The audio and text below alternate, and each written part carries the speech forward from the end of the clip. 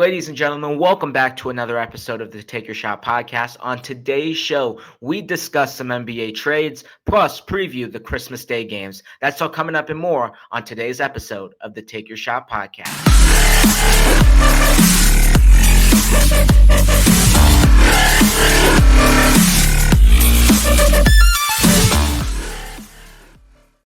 Welcome to the show. Of course, as always, I'm your wonderful host, Joshua Gitman. I hope everyone's had a great start to their Christmas week, and I'm doing this on a Tuesday as tomorrow, Wednesday, marks the Christmas Day games in the NBA, and we will be previewing those today. But I first want to start with some NBA trades that happened in this past week, and I want to go to Golden State as the Warriors decided to make a trade, trading D'Anthony Melton and 3 second-round picks in exchange for Dennis Schroder and 1 second-round pick. Now, this trade link-up between the Warriors and the Brooklyn Nets has really been around league circles for quite a while. The question was, were the Warriors going to get not only Dennis Schroder, but Cameron Johnson, who's having a career year averaging nearly 19 points per game for the Nets right now? But Brooklyn wanted Jonathan Kuminga if they were going to give up both Cam Johnson and Dennis Schroder. But the Golden State Warriors said no because maybe they wanted to keep Kuminga, or maybe it could be keeping Kuminga for maybe a bigger trade down the line. Who knows? Not trying to hint at any other trade that I'm talking about, but Kuminga is a very valuable asset, and the Warriors didn't feel like he was worth the price for Cameron Johnson. So instead of getting both Cameron Johnson and Dennis Schroder, the Warriors settle for Dennis Schroder in exchange for D'Anthony Melton's expiring contract. Now, that's not a bad deal for the Golden State Warriors, considering that their guard play, especially with the loss of Klay Thompson, even though he didn't have as strong of a season with the Warriors last year, it is important to them because Brandon Podziemski going through a sophomore slump. Of course, he started last year over Klay Thompson at points during the season, but now Podziemski not really playing up to par as what he did last year. Of course, most people go through the sophomore slump. That's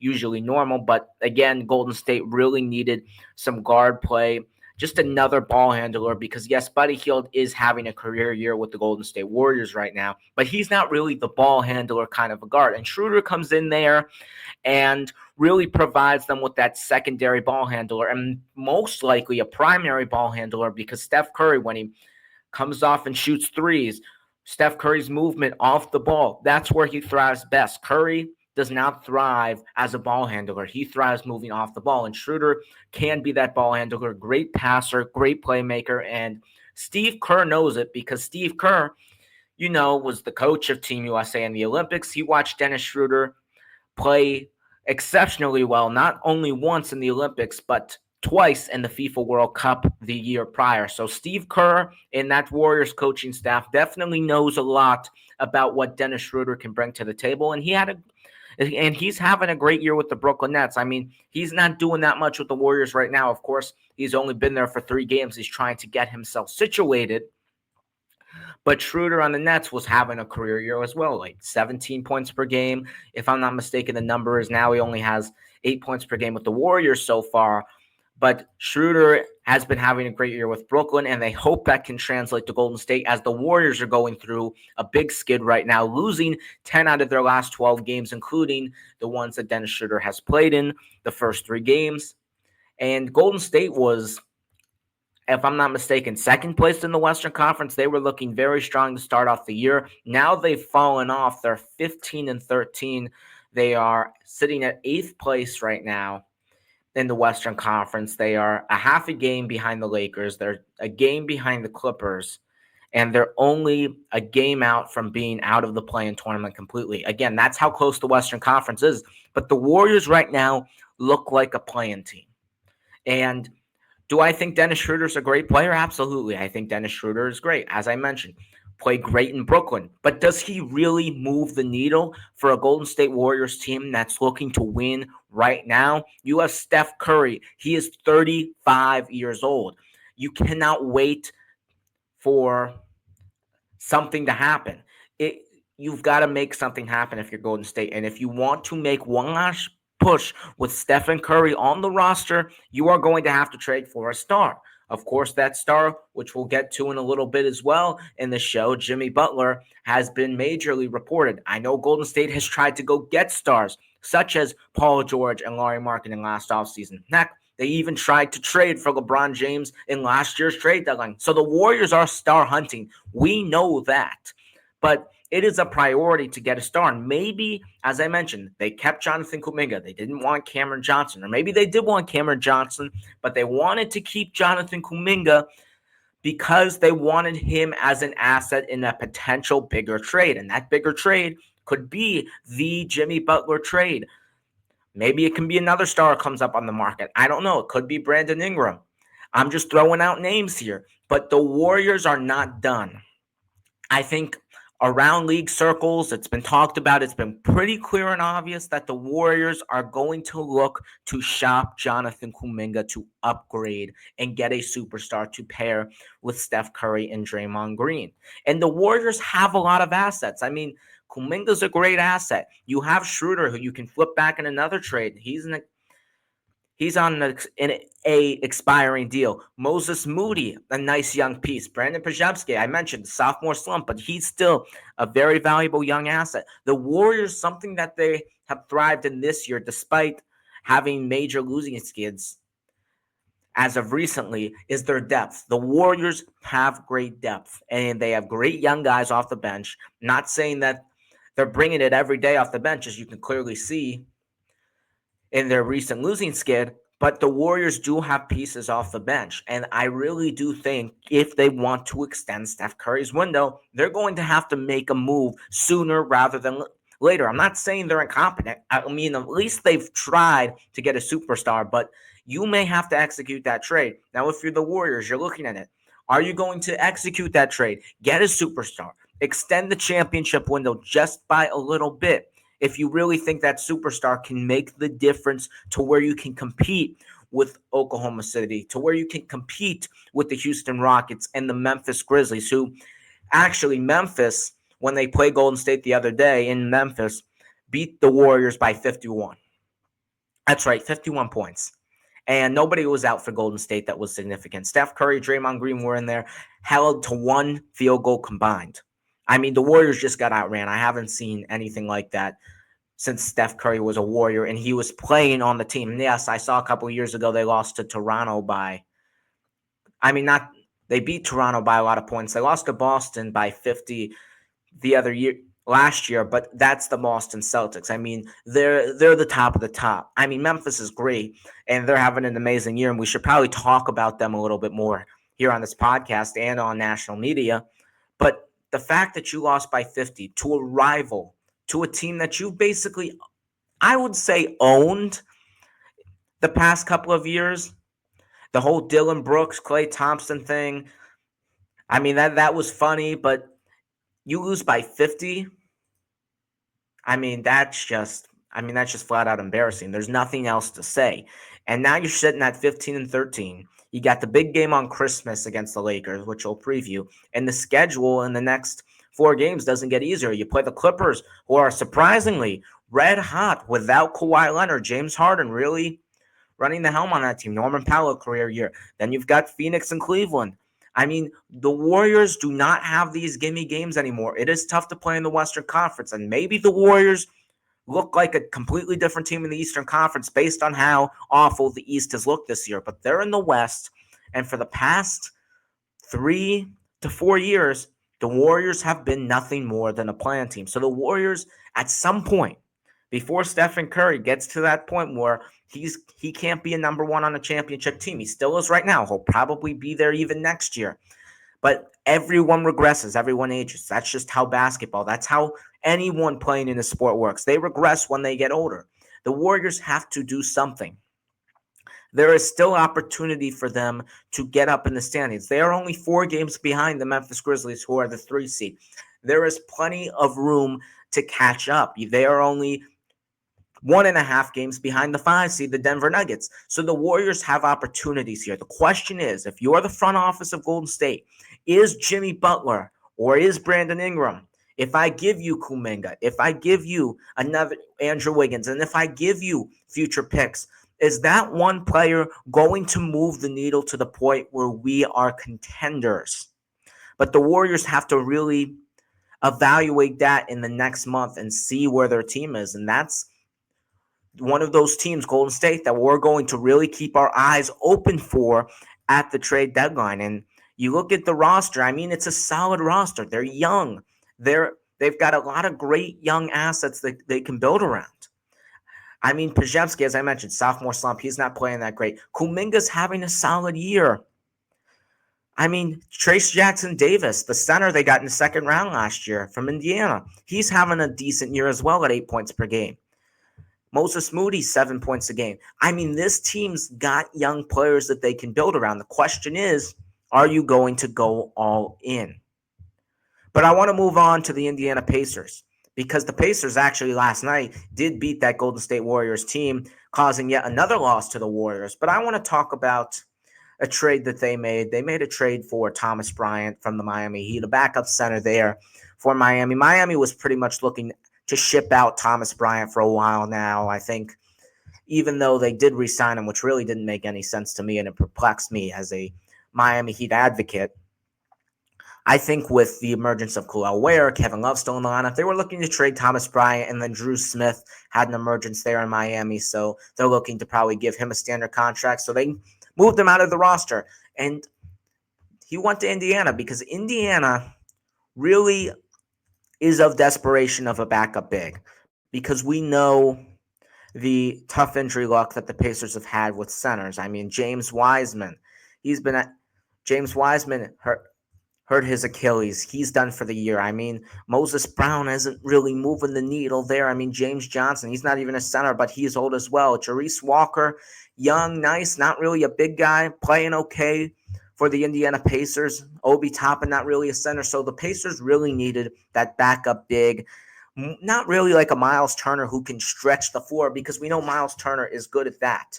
They really needed the backup big who could get in the paint, attack the basket, draw fouls, that kind of big man. And Thomas Bryant has really been solid for the Indiana Pacers so far at 5 points per game. But even though they did make that trade, the Pacers, they struggled off the gate. Before they made this trade, I'm not saying the trade was the complete difference maker, but the Indiana Pacers have mightily struggled throughout the first stretch of the season. And they were, in fact, I think, not 6 games under 500. They were sitting at 9-15. Then in the last 6 games, they were 10-15, but they were 9-14. They've won 6 out of 7. But in the last 7 or so games, the Indiana Pacers have all of a sudden gotten hot. And even though we could have said, it was a slump to the conference finals, they just look like the Atlanta Hawks from 2021, the Pacers look like a good basketball team this past 2 or 3 weeks. The Pacers look back, and it's not because they're thriving on offense, because I think teams have figured out in the league, okay, the Pacers are an offense-heavy team. If we can score more baskets than them, if we can attack them on defense, if we can get some of their guys in foul trouble, we can beat the Pacers on a day-to-day basis. But what the Pacers have surprisingly and dramatically improved on to start this year has been their defense. I've been very impressed with Indiana's defense. I mean, in their last 6 games, they're holding teams under 110 points. I mean, 109 in a loss at Charlotte, but then 107 in Philadelphia, 104 against New Orleans, 111. They're holding the Phoenix Suns on the road. Very impressive win. They won by 30, only holding the Kings to 95 points in Sacramento, and then the Warriors to 105. I mean, this has been a completely new and completely revived Indiana Pacers team. And Tyrese Halliburton, there was questions about him. I mean, he was struggling really bad off the gate. I mean, it basically reflects how the Indiana Pacers were playing. And we were wondering, can Tyrese Halliburton really be that number one guy on an Indiana Pacers team that just made the conference finals and are coming into this season with expectations? Because, of course, if you make the conference finals, you win 2 playoff rounds, we see what you can do, and we want you to repeat it. If you're looking at an Indiana fan base that is hungry for their best team since 2013, 2014 with Paul George. So Indiana's coming with expectations here, and Halliburton, was expected to take another jump, but really struggling mightily, especially on the road. But what I've really liked, especially in their last 3 games against the Suns, Kings, and Warriors, that they've made this statement on the road. The Pacers have been fine at home, but for some reason on the road, Tyrese Halliburton has faded away. He hasn't really played great. And I mean, Tyrese Halliburton still isn't really putting up those mind-boggling numbers, but Indiana is winning it on defense. Miles Turner playing great defensively. Obi Toppin coming in off the bench, playing great defensively as well. You know, you got to love TJ McConnell off there as well. He's an absolute dog on defense as well. I mean, Indiana, surprisingly, the team that was so good at offense last year and had to basically win shootouts, is finding ways to do it defensively. And I think Andrew Nembhard coming back on the lineup obviously helps, because although Nembhard has been a great scorer for Indiana, second-round pick out of Gonzaga, I mean, his defense, very underrated last year, really guarding the best players in those conference final series against Boston, in the second round against the Knicks, really taking that matchup against Jalen Brunson. So I think Nembhard coming back from his injury has helped. I also think, TJ McConnell, I said, an absolute stud on defense, going to pick you up full court. And Ben Shepherd as well. We don't really talk about him. He has been very solid as well coming off the bench from Belmont. So Indiana is really figuring their things out defensively, because, of course, Indiana had, a historic, and when I mean historic, the best offensive rating of all time last year. And, of course, this year it's different. They're not making shots, but they're figuring it out on defense right now. And Rick Carlisle has his team rolling at 15-15, only half a game back from Miami, sitting at 6, 2 games back from Milwaukee at 5, and 3.5 back from Orlando, sitting at the number 4 seed in the Eastern Conference right now. So Indiana has plenty of time to get back in that playoff field, and 5 games in a row right now, they're looking like the team that we saw last year, but in a different, more defensive-centric way. But I want to transition to another team in the Eastern Conference, a team that is very similar record-wise to the Indiana Pacers right now, and that's the Miami Heat. But instead of them going upwards and winning 5 games in a row like the Indiana Pacers, before winning last night against the Brooklyn Nets, they lost 3 straight to Miami Heat. And Butler was out the last couple of games against Oklahoma City and Orlando, and that Orlando game was an absolute disaster, because Miami was up, I think, 22 points to start the fourth quarter, only scored 8 or 9 points, and then they ended up losing to a Magic team that didn't have Jalen Suggs, Franz Wagner, Paolo Banchero, and Mo Wagner got injured with his ACL for the year for Orlando, so prayers up to him as well. But Miami lose 3 games in a row, come back, beat Brooklyn. Butler out for the 3rd straight game now. But I want to go to the game that they had against the Detroit Pistons, because they lost in 1 in overtime. They made a crazy comeback. They were losing most of the game, but it was off Jimmy Butler. It is so weird when you watch this Miami team, because games like Detroit, where you lose by 1, Butler basically carries you. You wouldn't have been in that game without Jimmy Butler. But then there's some other games, like the one last night against Brooklyn, or even a win against the Phoenix Suns and the Lakers a couple of weeks ago. You don't really need Jimmy Butler in the lineup. There's just some games where it's like, okay, we need Jimmy to be that one guy to push us through the finish line. Like they would have needed Jimmy Butler against the Orlando Magic. I mean, if they had Jimmy Butler against the Magic, they would have won that game. They wouldn't have blew a 22-point lead in the fourth quarter. But then there's other games where we're like, okay, Miami's getting to the free throw line without Jimmy Butler. They're actually scoring at a higher rate, because there's some games when Butler's on the court where you just decides like, okay, I'm going to take the night off. I'm not really going to do anything. I'm going to pass the ball, which I respect that he is a pass-first player in most nights in the regular season. But when you're just sitting there going through the motions, I mean, he's just more of a non-asset on the court than he is an actual asset on the court. So the question is, again, what is Miami going to do? And the more days I really think about it, the more I just don't know the answer to. Shams reporting, okay, Jimmy Butler has these destinations that he potentially wants if he asks out. But then Bobby Marks yesterday goes out and reports that the Heat are unlikely to trade Jimmy Butler unless he causes chaos or they get an offer that they cannot refuse. And I'm assuming that unless the Houston Rockets come out with, I don't know, 3 first-round picks, or Golden State comes out, hey, we'll give you Kuminga, Wiggins, Pajemski, 3 first. The point is, that's not really going to happen, and those are really the only 2 offers that Miami would go, okay, we're going to trade Butler, 100% worth it. So what is Miami going to do? I mean, they're sitting at this situation right now. They're an average basketball team. They're 14-13. They're 6th in the Eastern Conference. But as I mentioned, the Pacers are rising up. Philadelphia still 10-17. They still got a long way to go, but there is plenty of time for them to catch up in the standings as well. I mean, Atlanta's sitting at 500 as well. And then you got the teams ahead of you like Milwaukee, Orlando, New York, Boston, Cleveland that you know are probably going to be ahead of you for most of the season.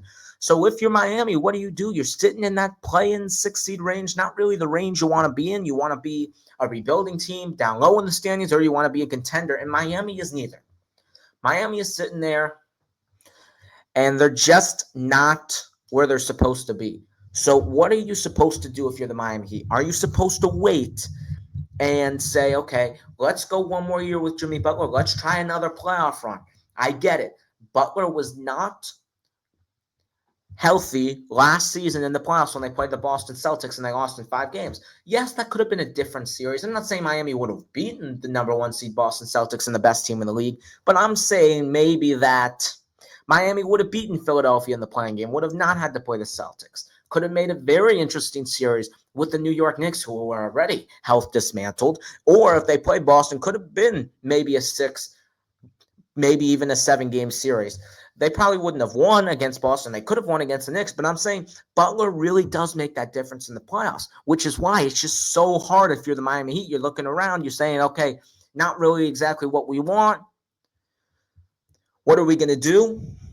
I mean, you might as well keep him if there's nothing that you're going to like. But again, you're looking at the direction of the franchise. It's not really that good.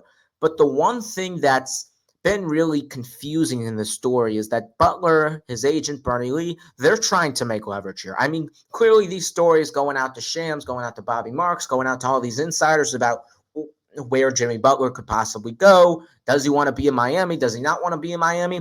These are leverage plays. Because, as a reminder, Jimmy Butler has 1 year left in his contract with a player option. Most people have reported, and Butler has went out in the public saying he is going to decline that player option and test the free agency market. The problem is, where's Jimmy Butler going to go? There is only one team in the NBA that is coming out with salary cap, and that's the Brooklyn Nets. And I'm assuming Jimmy Butler does not want to go to the Brooklyn Nets. So the only team that can really give Butler the money he quote-unquote wants is the Miami Heat because they have his bird rights. So it's very interesting to see what will go down the next 2 months. And I really do think how Miami plays the next 2 months, with or without Jimmy Butler, regardless if he's in the lineup. I know he's dealing with an illness right now, probably going to come back their next game in Orlando the day after Christmas. But it's going to be interesting to see how they play, because it could potentially determine whether they say, okay, we're sitting here comfortably in the playoffs now. Let's see if we can make one last run with Jimmy Butler, as we do have more leverage than we think. Or, okay, we're not doing so good. We're in the play-in again. Let's start fresh. Let's work around Tyler Hero now, who is, for Miami, looked like an all-star and probably should be an all-star this year, averaging 24 points per game. A career year for Tyler Hero. Really revived his career and his perception as a player down there in South Beach. So there's a lot of questions to be asked about this whole Jimmy Butler situation, and it's very interesting, and it's obviously the biggest story around the league going into the trade deadline. But we will see what happens in the next 2 months. But I want to go on because it is Christmas. It is the holidays, and something that is great about NBA basketball is that we do get Christmas Day games. We get 5 straight Christmas Day games. And I'm going to give you my takes on all 5 of those games starting right now. Of course, we start with the San Antonio Spurs at the New York Knicks at 12 o'clock.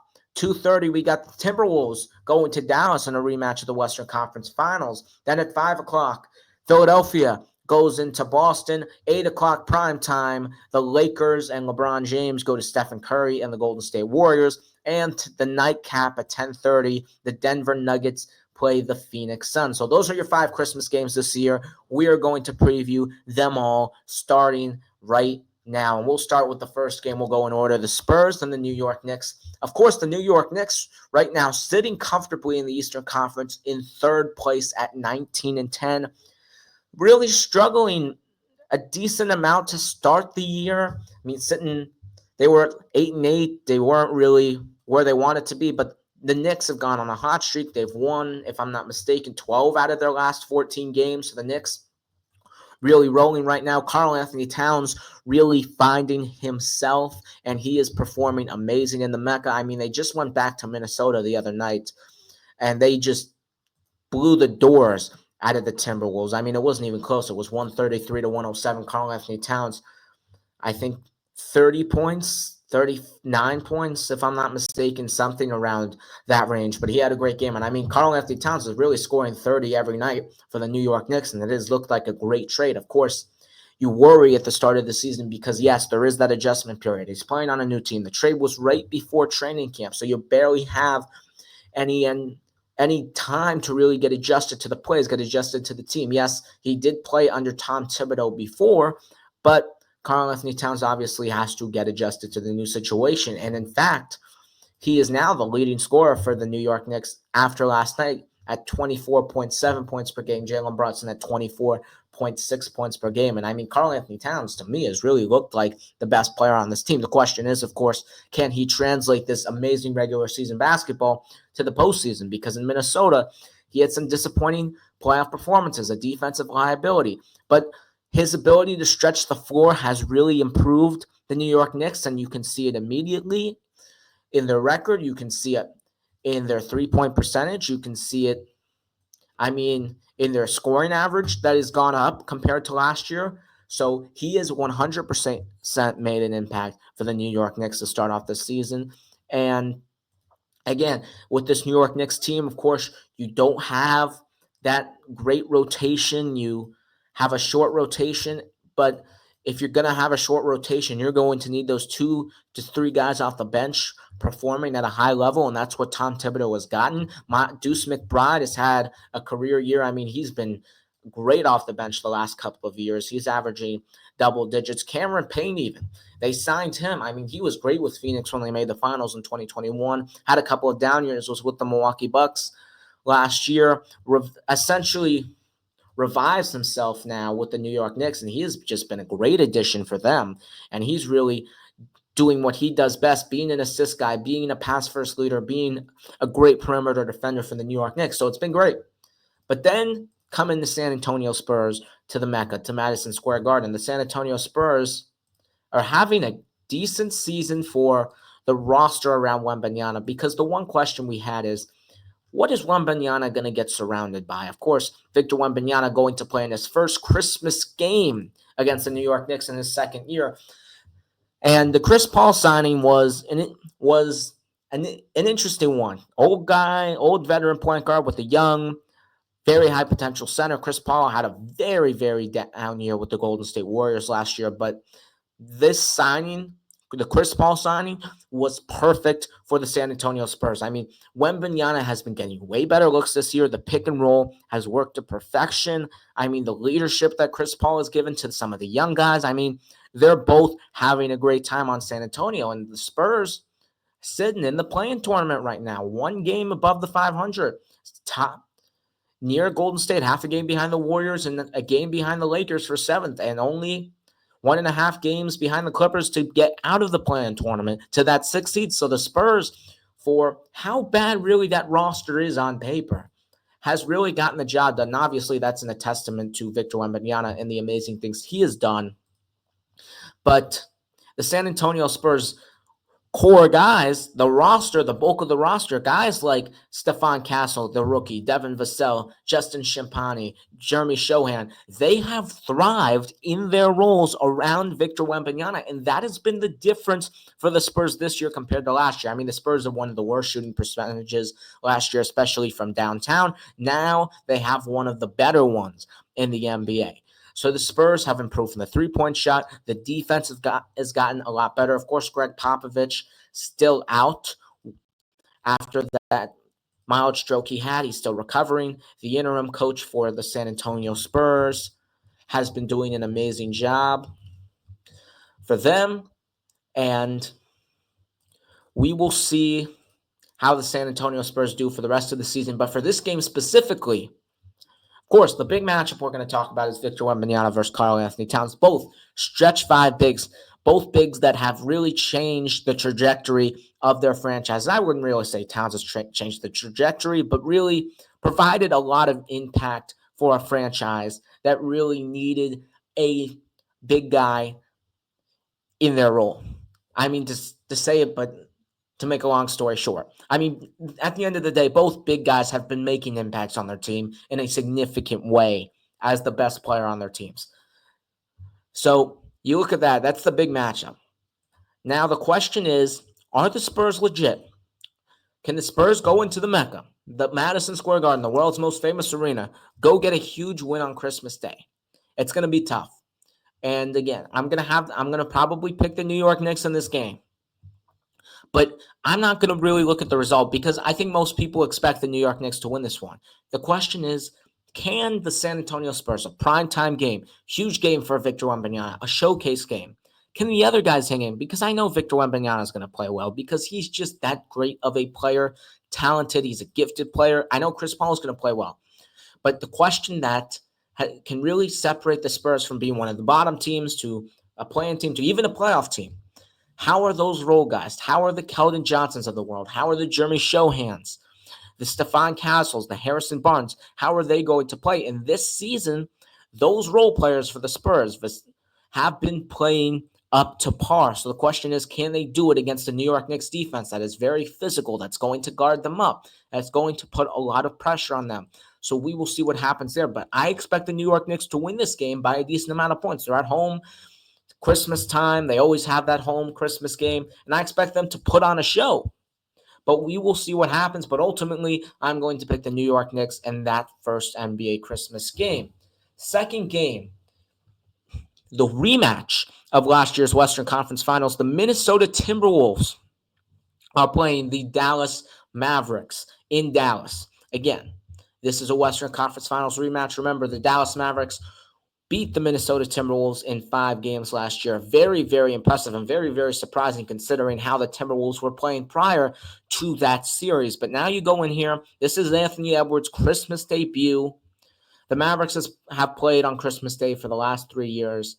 But the big story that, of course, has happened this year is the Minnesota Timberwolves. The Mavericks are 19-10. I mean, we expect that. I mean, it's the Dallas Mavericks. They have Luka Doncic, Klay Thompson, Kyrie Irving. They're doing what they're supposed to be doing. They're winning games in the regular season, despite the fact that Luka was out for a couple of games a few weeks ago. Dallas really held themselves together. I mean, they're playing amazingly well. The young guys, Derek Lively, PJ Washington, continuing to have great years for the Mavericks. So they are playing great. The story is the Minnesota Timberwolves because the Timberwolves are sitting at 14-14. 500 right now, 10th place in the West, not really where you want to be after getting the 3 seed last year, having a dominating year. And personally, I thought that trade was going to be great for both teams, the Karl Anthony Towns trade. But of course, there's always an adjustment period in a trade, as I mentioned. It takes time for a guy like Julius Randle to get adjusted. And I mean, he has. He's playing his game. He's playing his isolation ball game. He's pulling up and taking a lot of shots, but that's just not really worked out for Minnesota. I mean, Julius Randle's playing to his game, but it's just not really working out as a fit for the Timberwolves. I mean, you look at it, Julius Randle's not really moving the needle.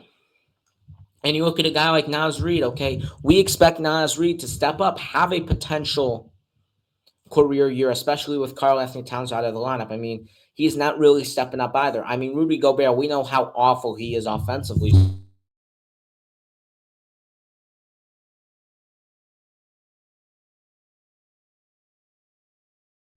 We expect him to average nearly double digits a game, barely double-digit points a game, Rudy Gobert.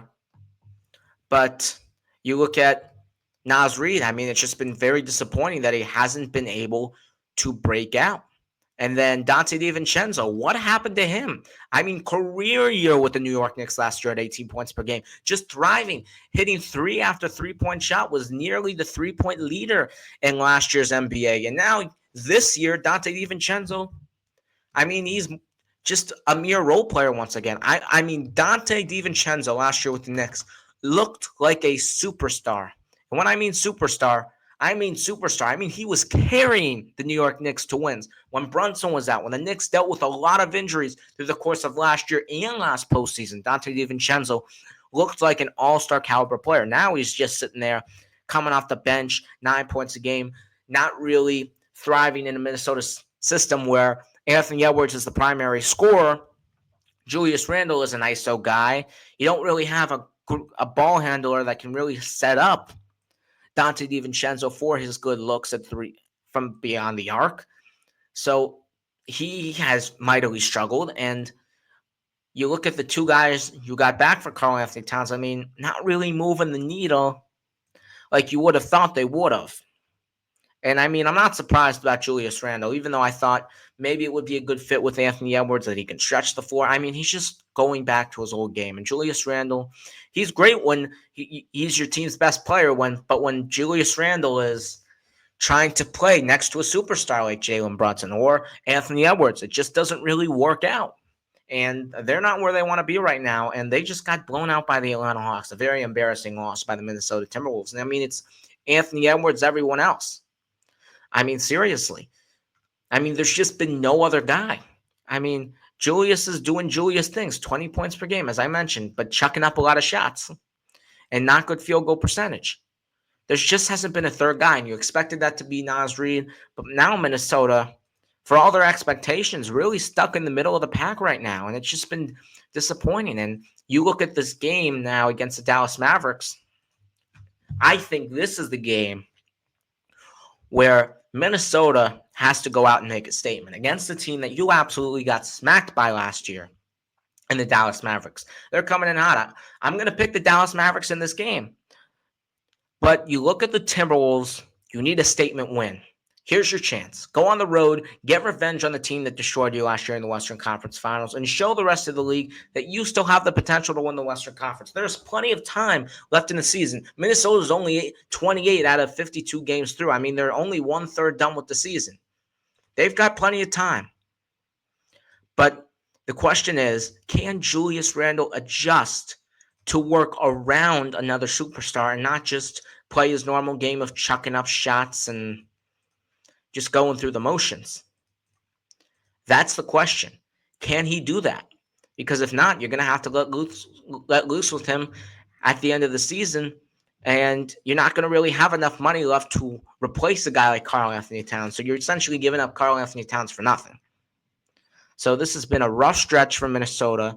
This could be the game where they could figure everything out and make a statement to the rest of the league, but I just don't think that's going to happen, and I think Minnesota has really defined themselves this year. They were my pick to make it out of the Western Conference because I was that confident in Anthony Edwards' ability to lead a team, and he has led the team. It's just been everyone else.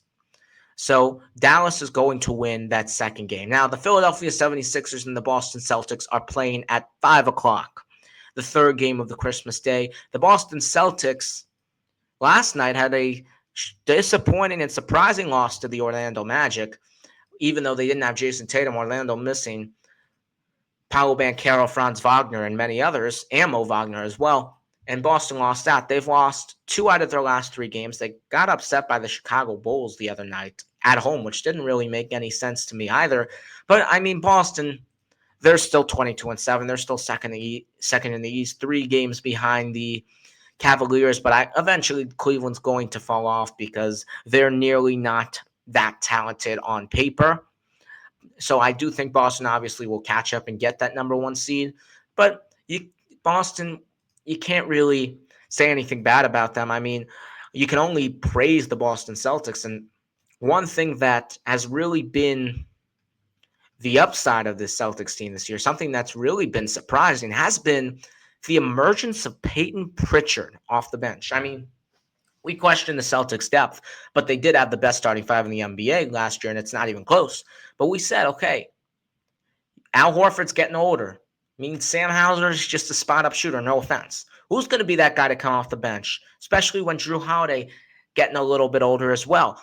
Who's going to be that guy to provide that scoring off the bench? Maybe the Celtics are injured a lot one day, or maybe shots are not falling in the starting lineup. Who's going to be that guy?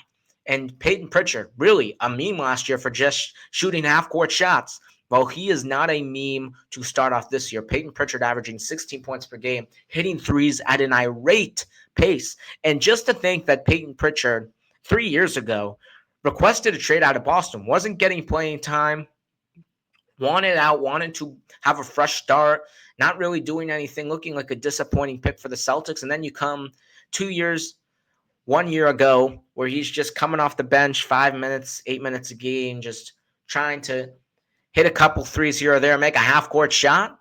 But now Peyton Pritchard is the favorite for Sixth Man of the Year. And yes, he 100% deserves to win Sixth Man of the Year if the season ended right now. And I think if he continues what he's doing, which it looks like he will because he's playing at an irate way,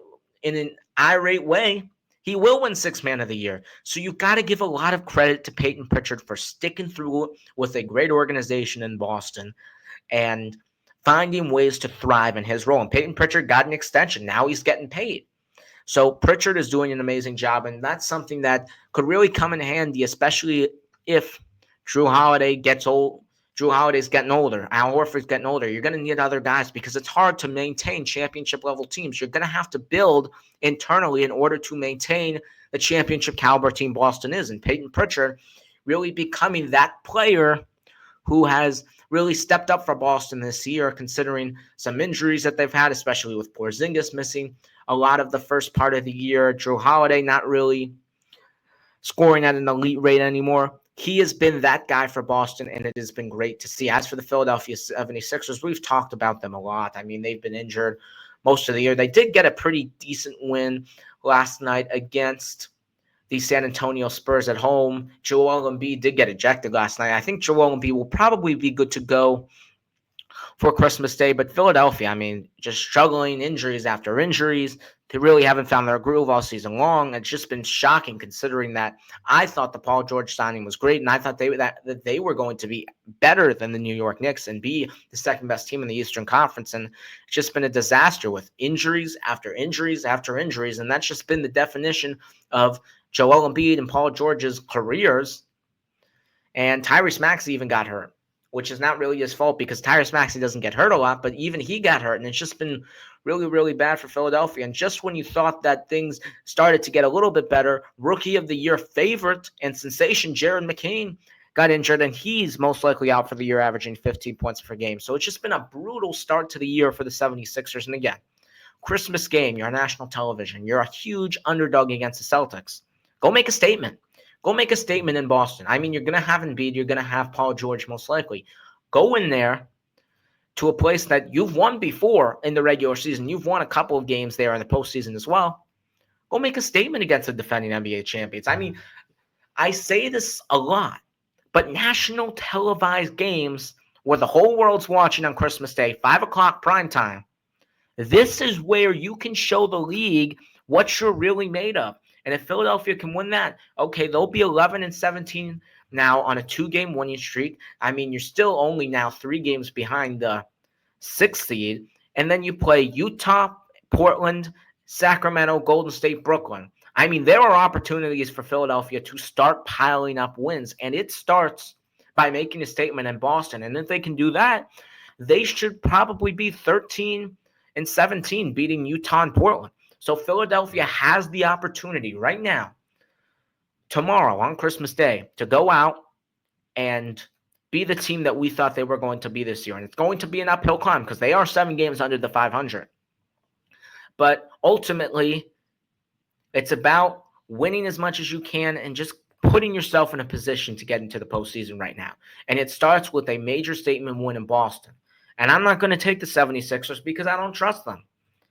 They haven't proved it to me so far this season. So I'm going to take the Celtics in this one at home. It's a Christmas game. Boston's won 3 straight on Christmas Day, and I expect them to continue that. So I'm going to take the Celtics over the 76ers, but Philadelphia going in there and winning would be a huge deal. But moving on to the primetime game, The Golden State Warriors hosting the Los Angeles Lakers and LeBron James. The Lakers and the Warriors. Two teams, I mean, how could you say it? They're both playing teams.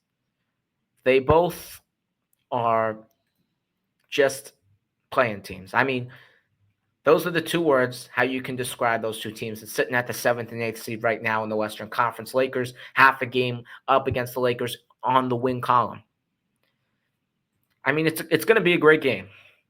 It's going to be a great game because you love to see LeBron James and Stephen Curry, and those two are the guys of the 2010s. I mean, we had 4 straight finals of Steph Curry, LeBron James. Steph Curry won 4 finals in the 2010s. LeBron James won 4 finals in the 2010s to early 2020s. I mean, these two players define the era, and those battles over the years, we absolutely love to see, and we love to see it on the prime time, even though they're a little bit older, going to the near end of their careers on playing teams, but still, we absolutely love to see the matchup. So the matchup's going to be great. But these two teams, I mean, we talked about the Warriors a little bit, so I'll go to the Lakers. I mean, the Lakers, they've won 3 in a row before last night. They were doing great. Then they lost to the Detroit Pistons at home, 117-114, just a brutal loss to a team that the Lakers are absolutely better than on paper. They lost by 3 points, and they got outscored in the fourth quarter and the third quarter when it mattered most. The Lakers were up at halftime, and they blew that lead. They let Cade Cunningham, Jaden Ivey go in there, do their thing, and as well as Malik Beasley, absolute sharpshooter. I mean, LeBron James has done his thing. I mean, LeBron James is not the problem. 28 points last night for the Los Angeles Lakers. It's just been the other guys. I mean, I love J.J. Redick, and I really thought that he was going to make the difference. But I learned. It's not J.J. Redick, and I'm not saying J.J. Redick's a bad coach. I think he's a decent coach. I think Darvin Ham was a decent coach. He made the conference finals once with that Lakers roster, which shows you something. But when you sit at the same record year after year, I mean, is it really the coach? Is it really Frank Vogel's fault? Is it really Darvin Ham's fault? Is it really J.J. Redick's fault? No, it is the roster. The roster is just not good enough. I mean, they just don't have a third player that they can rely on, a third great player that can take the load off LeBron James at his old age right now and take the load off Anthony Davis. And Anthony Davis hasn't even showed up half the games. The Lakers are just an average basketball team. And they're a playing team. That's it. You have LeBron, you have AD, what else? And is Rob Pelinka going to make a move? Because if he doesn't, I really do think they should call for his job in Los Angeles. I really do think Jimmy Butler should fire Rob Pelinka because ever since they won the title, they've done nothing. I mean, you won a title, great, congratulations. But how are you going to sustain that success? Are you just going to let things happen? That trading Russell Westbrook was great. I mean, you got decent guys. You got D'Angelo Russell out of it. You got some Rui Hachimura as well at the trade deadline as well. But at the end of the day, it's just not cutting it. You're just not good enough. You're not better than the Mavericks. You're not better than the Thunder. You're not better than the Rockets. You're not better than the Grizzlies. You're not better than the Nuggets, who have owned you the last couple of years. You don't even look better than the other team in LA who doesn't even have Kawhi Leonard to start off this year. I mean, the Lakers just don't look good. They're just an average basketball team, a playing basketball team. That's what they are. And that's what they're going to be unless they make any changes to the roster. And I have learned, it's not the coach. It's the GM, Rob Pelinka. You got to make changes to the roster if you want to do anything and extend this championship window for LeBron James at his very old age. And one of the problems with not just the Lakers, but the Warriors as well, is there's not really a set, defined rotation. I mean, they've just been trying everything. The Warriors have been moving Kuminga in and out of the starting lineup. The Lakers have switched a lot of their starting lineups and moved guys in and out of the rotation. I mean, there's just not a set lineup. I mean, there's just really hasn't been an answer for both teams this year. And that's exactly what you would expect out of average basketball teams. And that's what both have been. I mean, it's going to be a great matchup. And I'm going to pick the Los Angeles Lakers in this game over the Golden State Warriors to upset them as they are on the road. But at the end of the day, they both have to figure things out. And I mean, the Warriors have looked somewhat good to start off the season. Like, I mean, the Lakers, I know they were 4-0, but the Warriors were sitting 8 games over 500. Now they're on a losing skid. I mean, the Warriors at least look like they have some potential in young guys. The Lakers don't have a lot of young guys they can rely on. I mean, Dalton Knecht has been decent. I mean, Austin Reeves has been okay, but the Lakers don't have a lot of young guys either. So both teams really sitting in that same position. Old superstars, legends of the game, but just average basketball teams. I will pick the Lakers in this game. Still going to be an entertaining game, but the problem with these teams are they're just not good enough. And finally, the last Christmas Day game. The nightcapper at 10:30, the Denver Nuggets going to the Phoenix Suns in the desert. And they played the other night, if I'm not mistaken. Yes, they played last night, and Denver absolutely destroyed the Phoenix Suns. It was a lot closer than the score looked, 117-90, but Phoenix, they got whooped. Absolutely whooped in the second half in that game. And this is Denver's third Christmas game in a row. They've won the last 2. They beat Golden State last year, if I'm not mistaken, and now the Suns playing another Christmas game against the Nuggets. I know they played this game a couple of years back in Denver in 2023, if I'm not mistaken, when the Nuggets won their NBA championship. But both teams, it's really been up and down years for both teams. I mean, the Suns, they're 14-14, and the problem is they're just not a healthy basketball team. I mean, Kevin Durant, he's always out of the lineup. Bradley Beal, don't even get me started with him. He doesn't even look like the player he was with the Washington Wizards. But the Suns just can't stay healthy. And the Suns are, I think, 1-10, like 2-10. I don't even know the record without Kevin Durant, but it's not a great record. The Suns just can't win games when Kevin Durant's not healthy. And it's a pretty simple equation. Stay healthy, you win basketball games. You're not healthy, you're not going to win basketball games. And the Suns, it's just their lingering problem. And of course they're a threat. I mean, you got Kevin Durant, Devin Booker, 2 of the best scorers in the league today, but they just can't stay healthy. And as for the Denver Nuggets, I mean, Nikola Jokic is playing like an absolute superstar. He should win MVP again, to be quite honest. He should win his 4th MVP in 5 years. He really should. And I don't understand how Denver is 16-11 because Jamal Murray has played awful. Michael Porter Jr. hasn't really moved the needle. Aaron Gordon has been out a majority of the year. I know Christian Brown's playing decent, but you're not really getting anything else from any of the young guys off the bench. I mean, Christian Braun has been playing decent, but Westbrook's been okay. But Strother, Peyton Watson, Pickett, I mean, they just haven't gotten the job done. And just the fact that Nikola Jokic has pushed this team to over 500, 5 games sitting comfortably out of the play-in tournament right now. Of course, everything could change because we've got a long way to go. Nikola Jokic, I mean, he's going on a generational run. Not just this season, but the collection of these past 4 to 5 years. I mean, he's played like an absolute, I mean, not even like a Hall of Famer. I mean, he's playing like an all-time, like, top 10 great. I mean, I'm not saying he's a top 10 player of all time, but this stretch right here, these 5 years, averaging a triple-double, I mean, he looks like a top 10 player of all time. I'm not saying he is, but I'm saying in this stretch, to make myself clear. I'm not saying that he is.